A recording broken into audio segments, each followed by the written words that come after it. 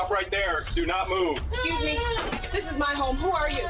Immigration and Customs Enforcement. You need to come with us now. Do you have a warrant? You are on my private property. Turn around. Hands behind your back. Now. Mommy! It was 7:43 on a Tuesday morning when security cameras at the residence captured something that would shock the entire nation. A 36-year-old black female lawyer named Vanessa Carter was pulling out of her own garage, dressed in a professional suit, on her way to court to represent a client at an important hearing. She had barely pulled her car into her driveway when a black Suburban blocked her exit. Two ICE agents jumped out of the vehicle, armed and wearing tactical vests. They didn't knock on her door. They didn't ask to speak politely. They simply demanded she get out of the car and submit to detention. What these agents didn't know is that every inch of Vanessa's property was covered by 4K security cameras, and what was captured in the next 20 minutes would become irrefutable evidence in one of the most significant federal lawsuits against abuse of authority in recent years. Before we dive into this absolutely insane story, tell me something. Where are you watching this from? Right now? Drop your city or country in the comments. And if you haven't subscribed to this channel yet, hit that subscribe button because stories like this can't be forgotten. They need to be told, shared, shouted for the world to hear. You won't want to miss a second of what happens next. This is one of those stories that proves reality is sometimes more absurd than any fiction.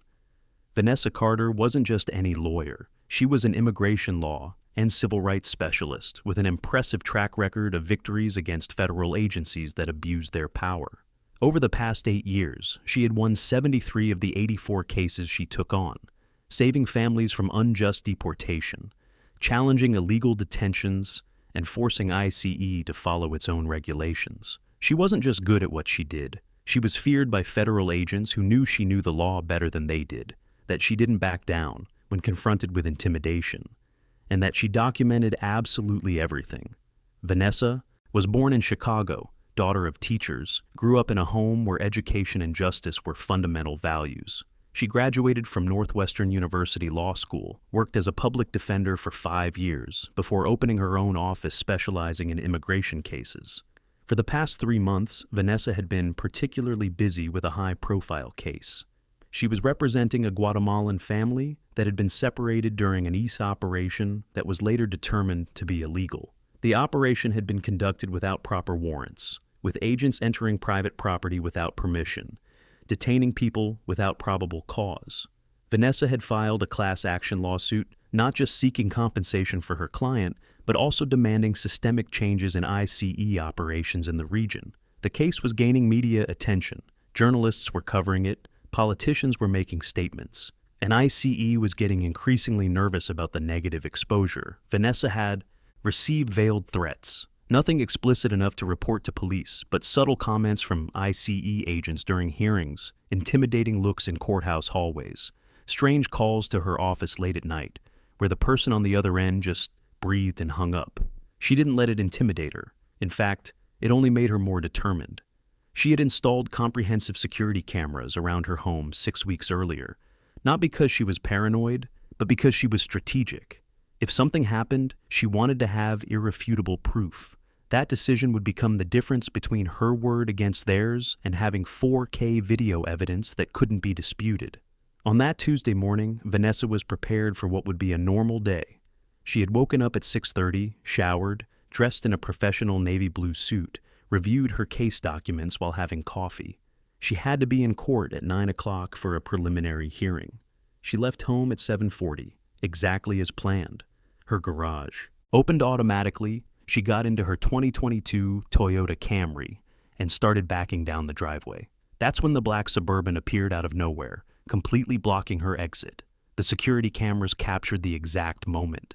You can see Vanessa looking in the rearview mirror, confused about why a vehicle had stopped like that. You can see her putting the car in neutral, waiting for the vehicle to move. Then the Suburban's doors opened and 2 men wearing tactical vests with ICE letters jumped out. One of them, who would later be identified as Agent Marcus Webb, a 12-year veteran, immediately started shouting orders for Vanessa to exit the vehicle. She rolled down the driver's side window, keeping her hands visible on the steering wheel, and calmly asked what was happening. Webb said she was being detained and needed to get out immediately. Vanessa, using her legal training, asked under what authority she was being detained and if they had a warrant. The second agent, identified as Eric Dalton, circled to the passenger side of her car. He tried to open the door, but it was locked. The security cameras captured everything from multiple angles. The front house camera showed the complete scene. The garage camera captured facial expressions. The driveway camera showed the ICE vehicle blocking the exit. Every second was being documented in crystal clear quality. Webb became more aggressive when Vanessa didn't immediately comply. He said she was obstructing a federal investigation by refusing to cooperate. Vanessa, maintaining the calm that only years of courtroom experience could provide, responded that she wasn't refusing to cooperate. She was exercising her constitutional rights by asking them to provide a legal basis for her detention. The situation escalated quickly when Webb decided Vanessa was taking too long to comply. He pulled the driver's door handle, trying to force it open, but Vanessa had locked all the doors as soon as she saw the agents jump from the Suburban. She kept her hands on the steering wheel where they could be seen. Her voice remained calm but firm as she repeated her questions. "Do you have an arrest warrant with my name? Do you have probable cause to detain me? What is the nature of this investigation?" The security cameras captured every word perfectly. The audio system was picking up everything with crystal clarity. Webb was getting visibly frustrated. He wasn't used to being questioned. Most times when ICE approached people, especially immigrants or people of color, they were too terrified to ask questions. They just complied out of fear of deportation or violence. But Vanessa wasn't an immigrant. She was an American citizen born in Chicago. She was a lawyer who knew the law better than the agents themselves, and she wasn't intimidated. Dalton, on the passenger side, started banging on the window with his fist. He shouted that if she didn't open the door in 5 seconds, they would break it. Vanessa looked directly at him through the glass and said something that would be quoted in dozens of news articles later. "If you break my window or force me out of this vehicle without a warrant or without telling me why I'm being detained, I will sue both of you personally and guarantee your careers end today." This is being recorded on multiple cameras with audio and video. Every second of your illegality is being documented. So think very carefully about what you do next. The absolute confidence in her voice, the legal precision of her words made Dalton hesitate. He looked at Webb, uncertain. You could see on the security cameras the moment where both agents realized they had potentially made a serious mistake. But instead of backing down, instead of admitting they might have approached the wrong person or in the wrong way, they doubled down. Webb pulled his radio and called for backup, claiming they had an uncooperative suspect who was resisting detention. The way he said it made Vanessa sound dangerous, as if she was doing something beyond sitting in her own car, in her own driveway, asking legitimate questions about her rights. Vanessa immediately activated the video recording function on her cell phone, placing it in the dashboard mount where it could capture the car's interior and through the windshield. She was creating multiple sources of evidence: the external security cameras, her phone capturing from inside. Everything was being documented from every possible angle. While waiting for backup, Vanessa used those precious minutes to do something smart. She activated the phone's voice command and called her office partner, Marcus Thompson, putting it on speakerphone. Marcus answered immediately. Vanessa calmly explained the situation. She said it was approximately 7:47 in the morning, that she was in her car in her own driveway, that 2 ICE agents had blocked her exit and were demanding she get out of the vehicle, that they hadn't presented a warrant or explained probable cause for detention, and that she was documenting everything. Marcus, who was also a civil rights attorney with 20 years of experience, immediately understood the gravity. He told the agents through the phone, loud enough for them to hear, that Vanessa Carter was an American citizen, a licensed attorney, who was on her private property, and that any attempt to detain her without a warrant or probable cause would constitute false arrest and civil rights violations. Webb approached the driver's window and shouted for Vanessa to hang up the phone. She refused, saying she had the right to legal counsel during any interaction with law enforcement.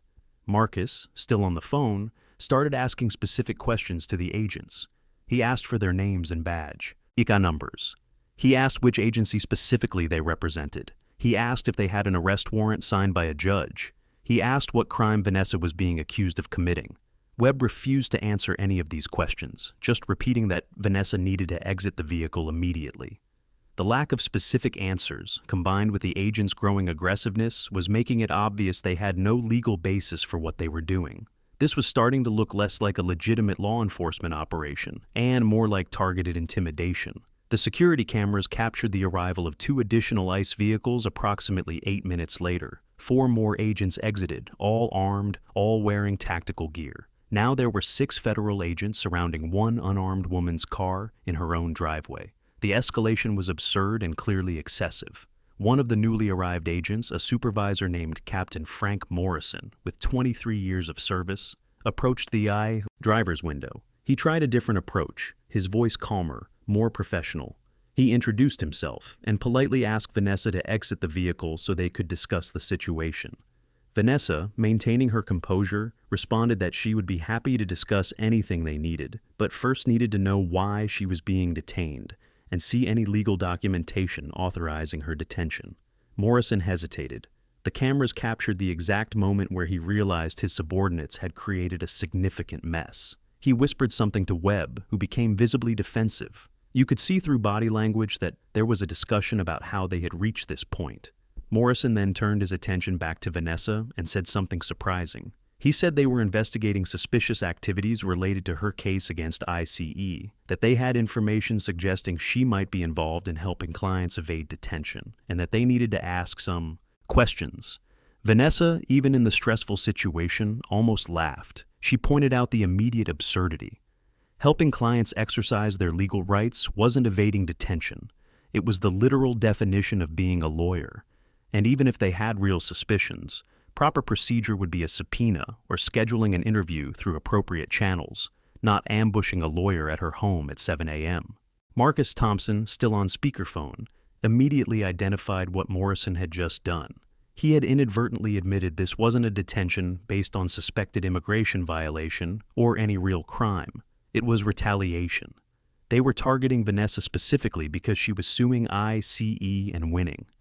Marcus stated this out loud so everyone could hear, and so it would be recorded on all cameras. You just admitted you're detaining my colleague attorney in retaliation for her doing her job of representing clients against your agency. This isn't just illegal, it's a grotesque violation of constitutional rights. You're finished. Every one of you will be named personally in the federal lawsuit we'll file by end of day today. Morrison realized his mistake immediately. His expression changed from confident professional to someone who had just realized he had just destroyed his own career on camera. The dynamic was shifting rapidly. The other agents started exchanging nervous glances. They had shown up thinking they were supporting a legitimate law enforcement operation. But now it was becoming clear that Webb and Dalton had initiated something without proper authorization. And Morrison had made it worse by admitting retaliatory motivation. Vanessa seized this moment of uncertainty. She looked directly at Morrison through the car window and made a simple offer. You have 2 options. Option 1, you leave my property immediately, and I consider not adding each of you personally to the lawsuit I'm already going to file. Option 2, you continue this illegal farce, possibly arrest me without cause, and I guarantee every second of what happens next will be used as evidence to destroy not just your careers, but to demonstrate a pattern of institutional retaliation against civil rights attorneys. You have 30 seconds to decide. The countdown was brutal. You could see on the security cameras the agents getting increasingly uncomfortable. Some started backing toward their vehicles. A younger agent who had arrived with the reinforcements and clearly had no idea what was happening when he was called was visibly wanting to be anywhere but there. Morrison tried to salvage the situation by asking Vanessa to be reasonable, that they could work this out as professionals. Vanessa cut him off immediately. Professionals don't ambush lawyers at their homes. Professionals don't block driveways with 6 armed agents. Professionals don't admit retaliatory motivation on camera. You lost any claim to professionalism the moment you decided to do this. Now, leave my property or be removed by local authorities for trespassing. Webb tried to argue they had federal authority that superseded private property. Marcus, still on speakerphone, laughed and explained that federal authority didn't include the right to detain citizens without probable cause, that the Fourth Amendment still applied to federal agents, and that they were violating multiple federal and state laws at that exact moment. Then something happened that nobody expected. A neighbor of Vanessa's, a 67-year-old retired man named Robert Chen, who lived 3 houses down, had seen the commotion and called Atlanta police. 2 Atlanta police cruisers arrived and 2 officers exited, clearly confused about what they were seeing. 6 federal agents surrounding a woman's car in a residential driveway. The senior officer, Sergeant James Rodriguez, with 15 years of service, approached Morrison and asked what the situation was.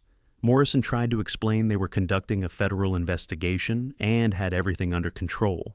Rodriguez didn't look convinced. He walked to Vanessa's car window and asked if she was okay and if she wanted these men off her property.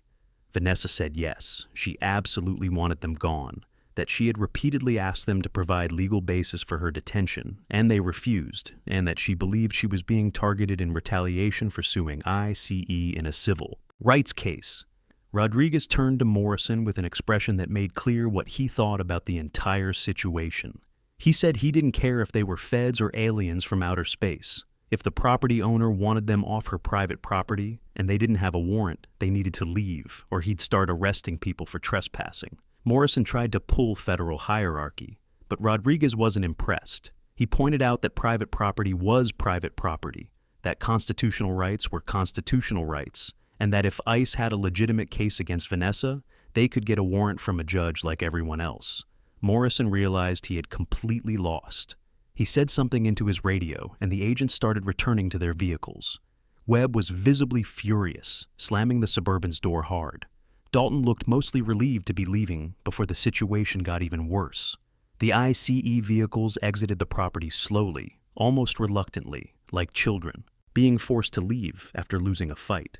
Rodriguez remained until all federal vehicles had departed, then returned to Vanessa's window. He apologized on behalf of the Atlanta Police Department for any stress she had experienced and said she should definitely file a formal complaint about what had just happened. He provided his business card and said he'd be happy to provide a statement as a witness if needed. Vanessa thanked him, her voice finally showing some of the tension she had been keeping under control for the past 25 minutes. She waited until the Atlanta police had also departed before finally getting out of her car. Her legs were shaking when she stood up. All the adrenaline she had been suppressing during the confrontation hit her at once. She leaned against the car, breathing deeply, processing what had just happened. Marcus was still on the phone.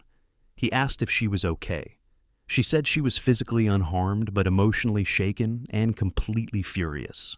Marcus said he would come pick her up immediately, that she shouldn't drive while so upset, and that they needed to start documenting everything while it was fresh. Marcus Thompson arrived at Vanessa's house 20 minutes later, bringing with him 2 other lawyers from their office and a technology specialist to help download and preserve all security footage. Vanessa led them inside, where she finally allowed the emotions she had been suppressing to come out. She cried from anger, from fear, from pure outrage about what had happened. She was an experienced attorney who had faced hundreds of federal agents in court, but having 6 of them surrounding her car and her own home, threatening her without legal basis, was a violation of her safety and dignity that cut deeply. Marcus let her process, then gently guided her through the documentation process. They needed to capture every detail while her memory was fresh. Vanessa spent the next 2 hours giving a detailed statement, timing every event, describing every word exchanged, identifying every agent by name when possible, or by physical characteristics when not. The technology specialist, a man named David Park, who had worked on dozens of civil rights cases, extracted all recordings from Vanessa's security system. There were 7 different cameras that had captured the incident from various angles. The front house camera, the garage camera, 2 driveway cameras, the side yard camera. Even the doorbell camera showed part of the action. David copied everything to multiple backup drives, creating a chain of custody that would ensure the recordings would be admissible as evidence in court. He also retrieved the recording from Vanessa's phone that had captured the car's interior and the speakerphone conversation with Marcus. When everything was compiled, they had over 40 minutes of footage from multiple angles showing the entire confrontation from beginning to end. It was devastating and irrefutable evidence. While the technical work was happening, the other lawyers started researching legal precedents and drafting lawsuit strategy. They identified at least 7 distinct legal violations that had occurred that morning. First, illegal detention without probable cause. Second, Fourth Amendment rights violation against unreasonable search and seizure. Third, private property trespass. Fourth, retaliation against an attorney for exercising her right to represent clients. Fifth, witness intimidation in a pending federal case. Sixth, excessive use of force by sending 6 armed agents against 1 unarmed woman. Seventh, conspiracy to violate civil rights. Each of these violations carried potential civil liability for both individual agents and the agency. The legal team was building what would be one of the most comprehensive and documented civil rights lawsuits in recent years. Vanessa eventually calmed down enough to make strategic decisions about what to do next. Her first inclination was to keep this private, handle it through proper legal channels, avoid making it a media circus.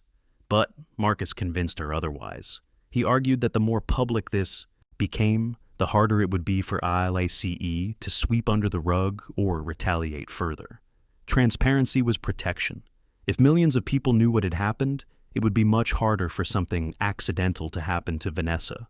She reluctantly agreed. They needed to tell the story before ICE could create its own narrative.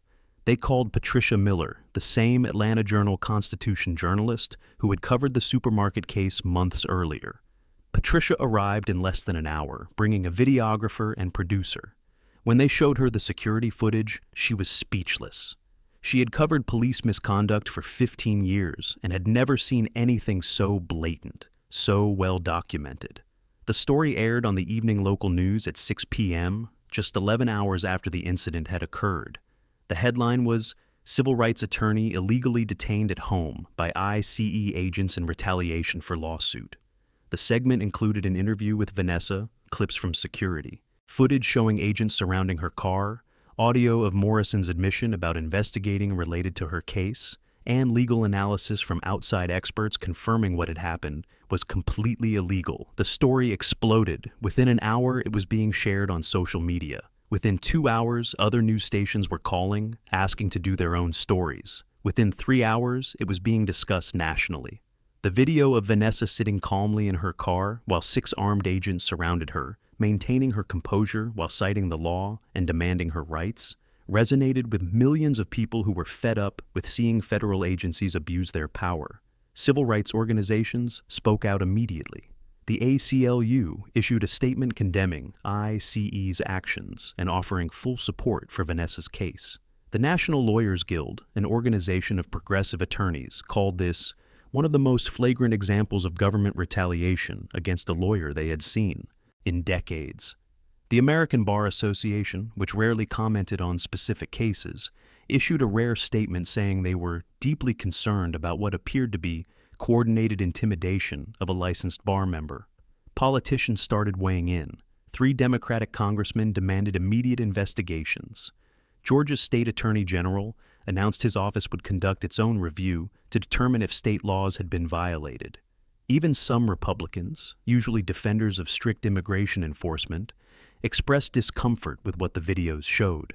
There was something about seeing an American citizen, a lawyer, being surrounded in her own home that crossed partisan lines. ICE was forced to respond quickly to the growing controversy. Their initial statement was weak and defensive, saying they took all allegations of misconduct seriously and would conduct a full internal review. But the public wasn't interested in internal reviews. People wanted real and immediate accountability. The videos were too clear, too documented to be explained away with bureaucratic jargon. You could see exactly what had happened. There was no ambiguity. There was no, he said, she said. There were just high-definition recordings of federal agents admitting retaliation while surrounding an unarmed attorney. Within 24 hours of the incident, Webb and Dalton were placed on administrative leave. Morrison was suspended without pay pending investigation. The ICE regional director in Atlanta was called to an emergency meeting with superiors in Washington. The public pressure was too intense to be ignored. The federal lawsuit was officially filed 72 hours after the incident, moving with almost unprecedented speed for a civil rights case. Vanessa and her legal team named not just Webb, Dalton, and Morrison personally, but also 3 other agents who had participated in surrounding the car, the ICE regional director, and the Department of Homeland Security as a whole. The lawsuit sought $15 million in compensatory and punitive damages, but more important than money were the policy changes it demanded. The lawsuit demanded a complete review of ICE protocols for approaching attorneys, mandatory training on retaliation and witness intimidation, creation of an independent oversight system to investigate complaints against agents, and permanent dismissal of any agents involved in the incident. The initial petition was 89 pages and included complete transcripts of security recordings, frame-by-frame video analysis, and citations of dozens of legal precedents establishing that what had happened was flagrantly illegal. The federal government's response was initially to try to dismiss the case claiming sovereign and qualified immunity, arguing that federal agents couldn't be sued for actions taken in the course of their official duties.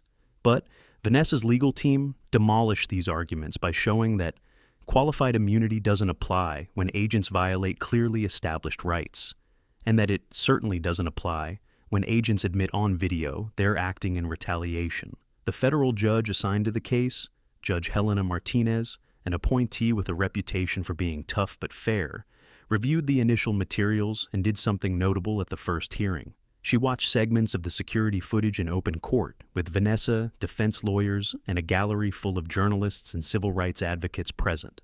When the videos ended, she looked directly at government lawyers and said she was deeply disturbed by what she had seen. She denied the immunity motion and ordered the case to proceed to full discovery. The discovery phase was brutal for the government. Vanessa's team issued subpoenas for everything: personnel records of all involved agents, internal emails from the ICE office discussing her and her case, radio communication recordings from the day of the incident, training policies related to interactions with attorneys, statistics on how many times ICE had approached lawyers who were suing them. What emerged from discovery was even more damaging than the original incident. Internal emails showed Webb had specifically asked permission from supervisors to apply pressure on Vanessa. A supervisor had responded saying to be careful, but that sending a message to lawyers who cause problems wouldn't be a bad thing. There was an email chain discussing whether they should try to intimidate her into dropping the Guatemalan family's case. All of this was documented. All of this showed not just that individual agents had acted badly, but that there was institutional support for retaliation. Personnel records revealed concerning patterns. Webb had 7 previous complaints of aggressive conduct, including 2 from lawyers who alleged intimidation. None had resulted in serious discipline. Dalton had failed anger management assessments twice, but was kept on active duty.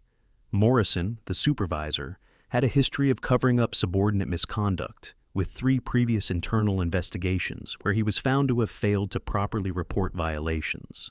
The picture emerging was of a culture within that ICE office where aggression was rewarded, oversight was weak, and retaliation against lawyers who challenged the agency was tolerated, if not encouraged. Depositions began 6 months after the initial incident. Webb was deposed first, and his testimony was disastrous for the defense. Under oath, he contradicted previous statements multiple times. He claimed not to remember specific details that were clearly captured on video. When confronted with the videos, he tried to argue they didn't show the full context, but couldn't explain what context was missing. Dalton did slightly better, but still damaged the government's case by admitting they had no real evidence of wrongdoing on Vanessa's part, that the approach had been based on concerns about her legal activism, and that, in retrospect, maybe they shouldn't have blocked her driveway. Morrison was the most problematic witness for the government. During his 7-hour deposition, he was forced to admit he knew Webb had prior complaints, but kept him on field duty anyway. He admitted none of the agents had a warrant or court order when they went to Vanessa's home. He admitted his references to investigating her activities related to the case were because supervisors were concerned she was being too effective in her representation. Each admission was worse than the last. Vanessa's lawyers had to hide their smiles as Morrison essentially built their entire case with his own testimony. As the lawsuit progressed, Vanessa's life had become simultaneously more difficult and more impactful. She had become an involuntary public figure, recognized on the streets, invited to speak at conferences, interviewed on podcasts and news programs. Part of her hated the attention, just wanted to get back to her quiet work of representing clients. But another part understood her platform could now be used to expose systemic problems and help others facing similar intimidation. She started receiving contacts from other immigration attorneys across the entire country, many sharing their own stories of ICE intimidation and harassment. Some had been followed from court. Others had received questionable subpoenas for client records. Some had been subjected to random practice inspections with suspicious frequency.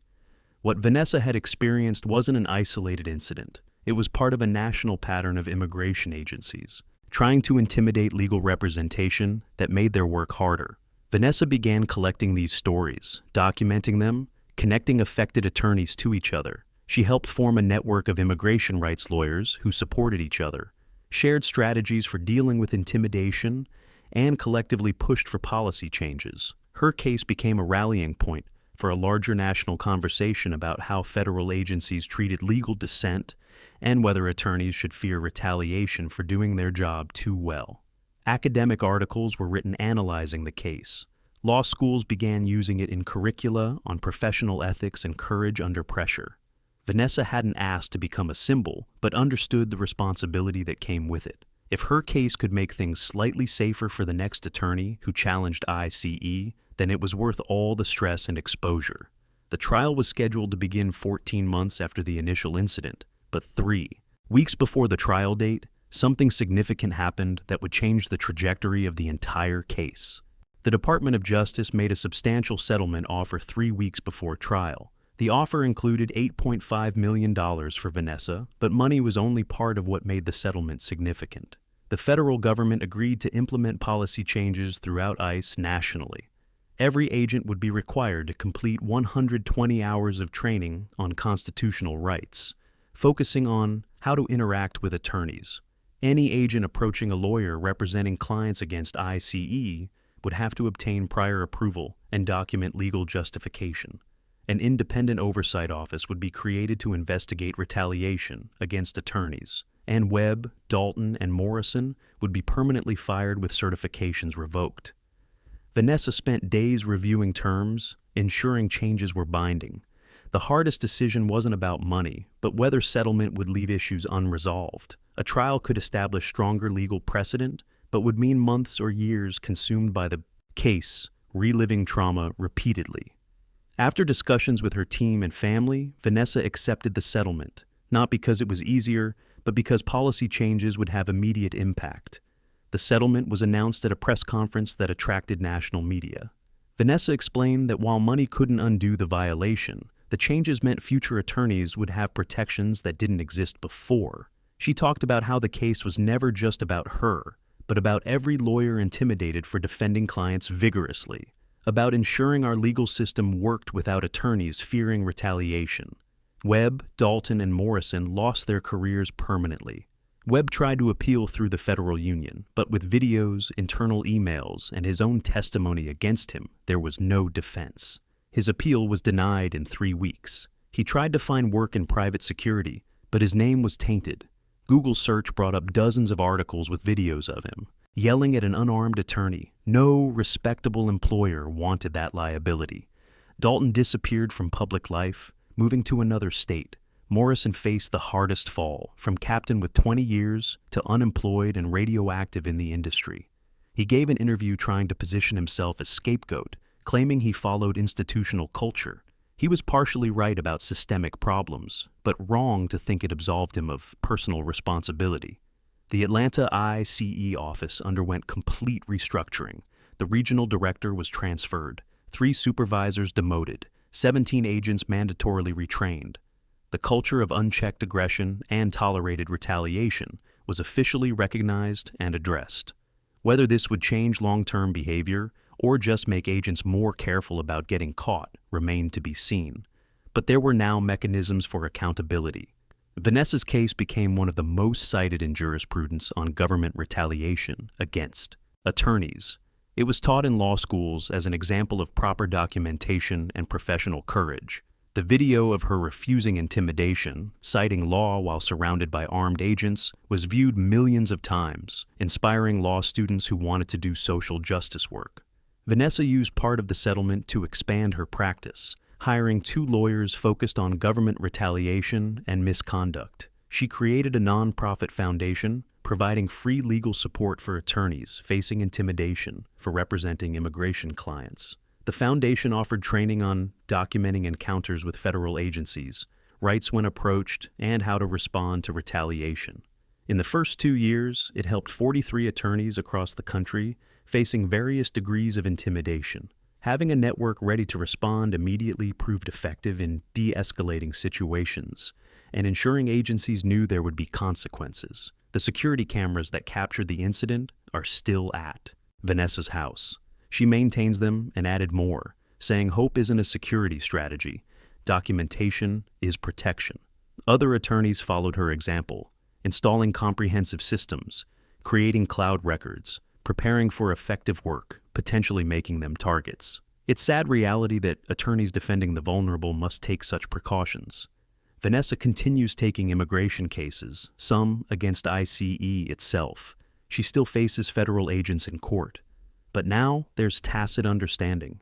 Agents know who she is, what happened, that she won't be intimidated, documents everything, and retaliation will cost careers. The lesson goes beyond individual rights or law enforcement reform.